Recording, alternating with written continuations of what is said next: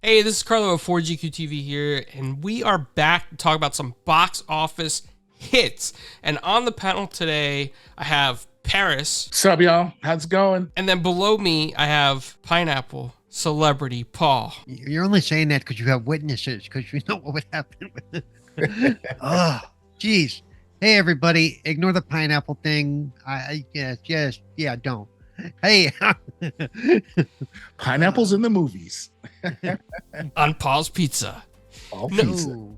But man, I just want to talk about something. So first off, I want to congratulate Tim Burton because Beetlejuice has been his biggest hit in about a decade, which is pretty big, especially with the fact that the past few years we've had some issues with theaters putting out numbers and everything was going to streaming, and he was even offered a streaming deal, but he turned down that streaming deal to put it in the box office.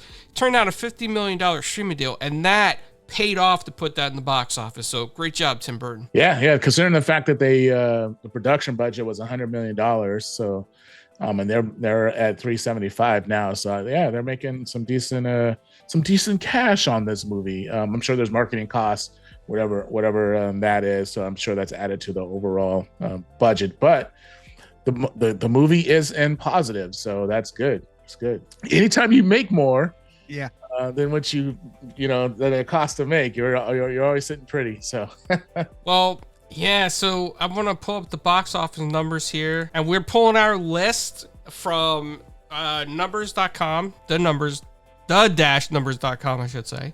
Yeah. And amazing. Inside Out 2 been a worldwide box office smash, earning over $1.6 billion. 1.6 billion with the B.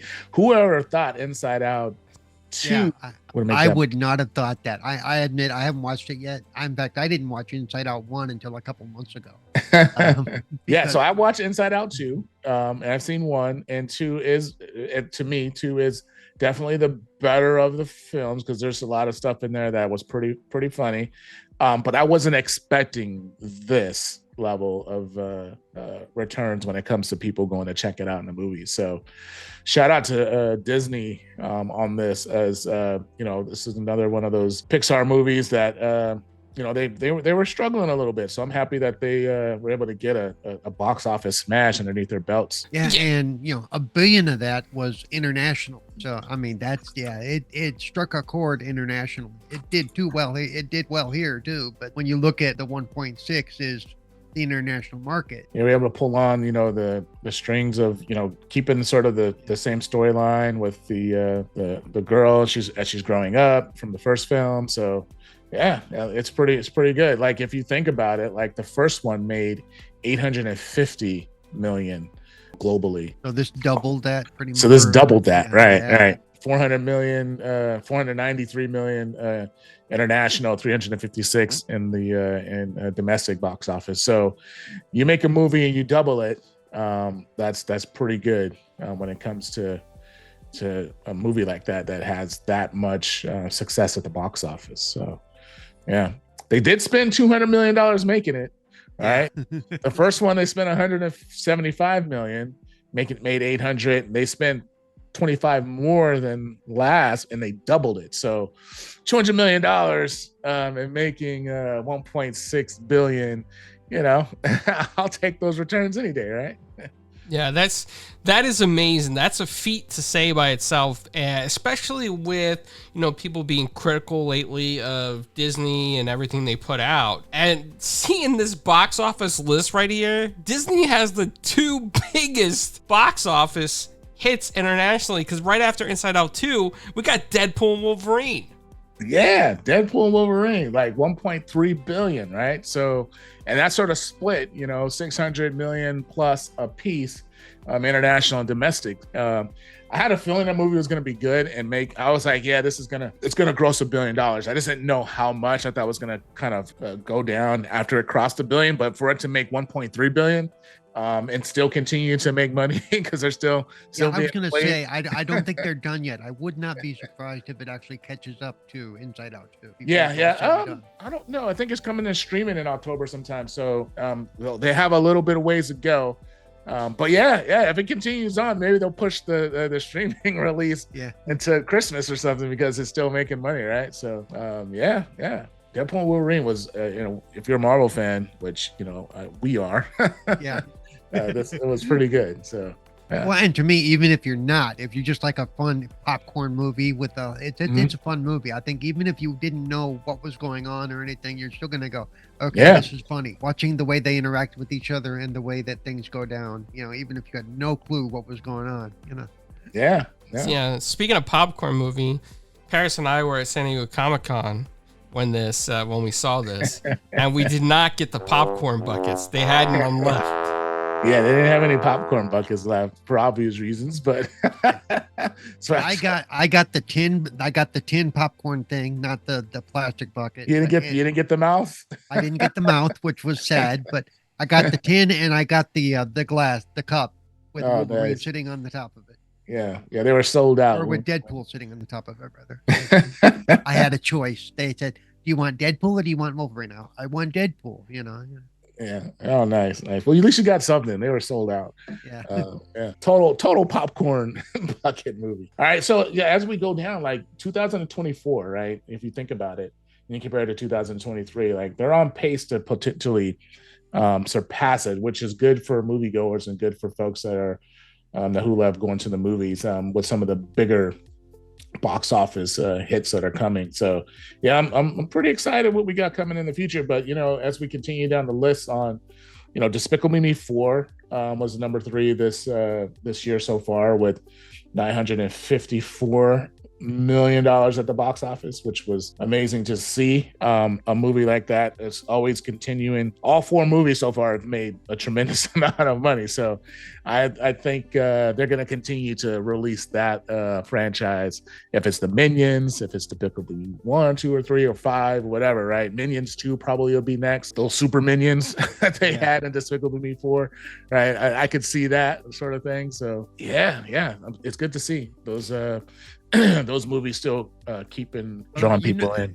I don't know if you noticed, but a lot of these movies they're movies, I mean, with a couple of exceptions, they're movies that people take their kids to that tend to top a lot of these lists because that's, and that's been true even in the old days back when I was growing up. A lot of the movies that did well were the ones that you take your family to for overall. Right. And, and personally, I would take my kid to see Deadpool Wolverine. I just wouldn't explain the jokes half the time. What's that mean? I'll tell you in about 5 years. Right. So if you think about it really quick, just really quick, if you look at Despicable Me movies, right? Yeah. They've only like the last one, Despicable Me 4, they spent $100 million on production budget on that.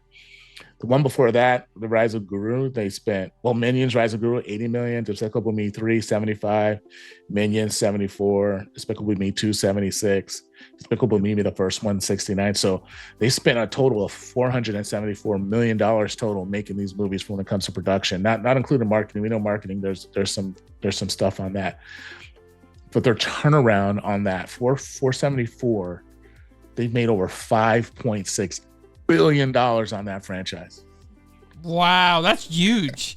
That's a huge number. That's more than some countries bring in revenue. Yes. Yeah. And then they have a Minions 3, I guess it's supposed to be scheduled to release in 2027. So they are doing what they want to do with this film and keep it rocking. If you're rocking and rolling, you got to keep it rocking and rolling, right? People like the franchise. So. And correct me if I'm wrong, but isn't Despicable Me 4 already on streaming services? Yeah, I think so. Yes, yeah. I believe so. I believe it may have dropped relatively recently. So to see that as number 3 right now, still to this day, is huge. The fact that movies in the theater and then on streaming service, and it's still up there. Yeah, that's a pretty big deal. It's pretty hot, man. It's pretty hot. Some of the top movies. Then you got Dune Part 2. I'm sure we don't have to dive too deep into that, but yeah, it's good to see Dune did a decent job of $700 million. Even though the first one release on first one released on streaming. I believe it did both. I think it did, like, it was one of those ones that did We're going to release it on streaming and in theaters. And I watched it in streaming. I watched it here at the house. So nice. Yeah. So Dune Part 2 was good to see. Hopefully, in their third movie that they make, they're able to generate more. The second one was really good. So I think they probably. I'm going to go out on a limb and say they crossed $1 billion on the next film. That's just okay. that's my take. Yeah. I mean, they're not too far off. Yeah.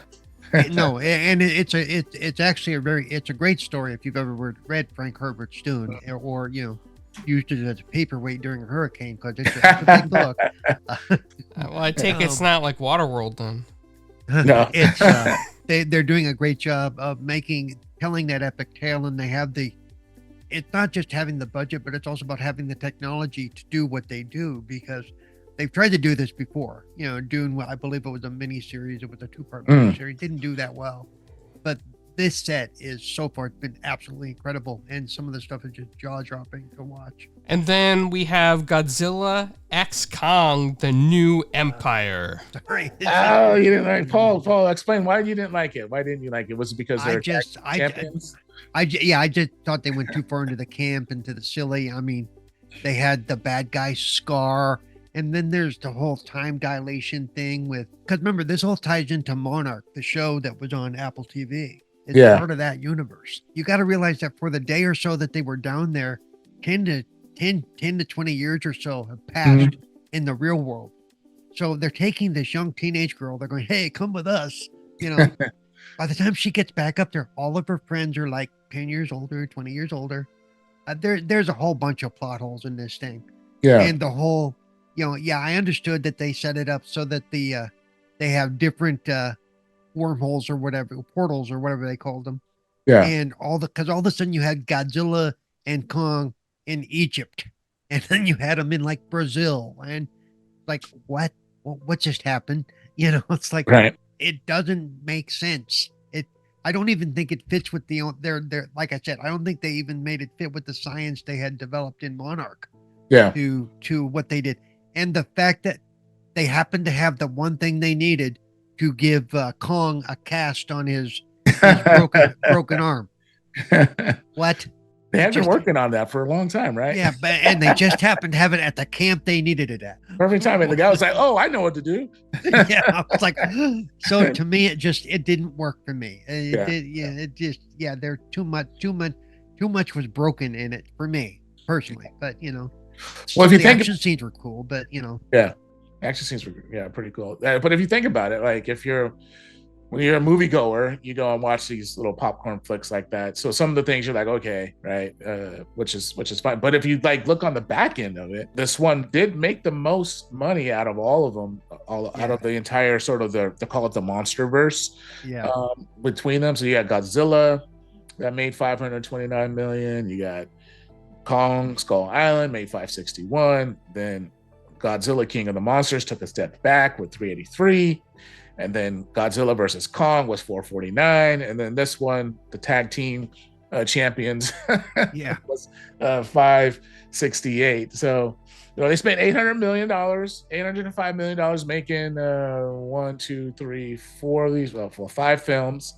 And they made $2.4 billion. So the movies are, Yeah. I mean, and I kind of felt bad for them too, because remember they released this on the back end of Godzilla -1, which was a monster of a movie. Right. And you knew those comparisons were going to happen as soon as that happened. How much did that movie Godzilla -1 make at the box office? I don't see it. We'll have to dive into that for the next episode. Well, speaking of which, the King Kong, the stunt acting, and he actually portrayed the character, was Alan Henry, and we interviewed him at San Diego Comic-Con. He was doing 2 King Kong panels there about King Kong X Godzilla. Godzilla X King Kong, I'm sorry, and another one, but he talked to us there. So check out that video after you watch this one. All right. Well, we will dive more into the box office report next week as we get more movies that are coming into the theaters. Right now, the movie Wild Robot stepping in this weekend. It's scheduled to make, 38 million. So we'll see. 4 days. So we'll see how that does in the theaters this weekend, and then this week going into this weekend going into the weekend. And then we've got Beetlejuice. Beetlejuice is still holding strong at the second place. And then we've got, of course, Transformers 1. More people, go watch it. Go watch that movie. It's not doing too well. It's not doing too well. Go watch that movie. Even though critically and even viewer-wise, it's getting high ratings. It just to get people in the seats. Yeah, people go watch it. It's worth it. It's worth it. Trust me. Go watch it. You know, anything that's Transformers related, it's gonna be good. Like, really, it's gonna be good. Wait, so if I'm looking at this list correctly, no pun intended, but Madame Web is beating it? Well, oh, that's sad. Well, I mean, Transformers has only been out 11 days. So yeah. All right. So we'll see a couple months from now where it's at. So if you're a true fan of Transformers, you got to help that rise up, because otherwise it's going to be below Madame Web. Yeah, go watch it. You know, go watch it. Like, it's still early phases, so I think it's still like there's a couple places internationally where it hasn't released yet, and stuff like that. So we'll see how it does over the next couple months. But hopefully it's one of those sort of late bloomers where, it's back, sort of making money. So but it may be one of those that, you know, just does okay at the box office. They double or triple their money as for when it comes to production budget, and then on streaming it like blows up and everybody's watching it, right? And then they get money from ad revenue and all that other stuff. So streaming has changed how we look at movies, because a movie may not do well in the theater, and it hits streaming and it blasts off. Well, Paul, don't forget, and I'm sorry to say this, guys, but we just did a video about the $2.2 billion movie theater comeback. 8 different chains are investing that much money into movie theaters to bring pickleball courts, tennis courts, soccer courts, darts, pool tables. Bowling, if you want to go to... Yes, and Paul will do Saturday Night Fever. No, but seriously, I think that movie theaters are on the comeback rise. So, to all you Transformers fans out there, Autobots, roll out. Roll out. Peace.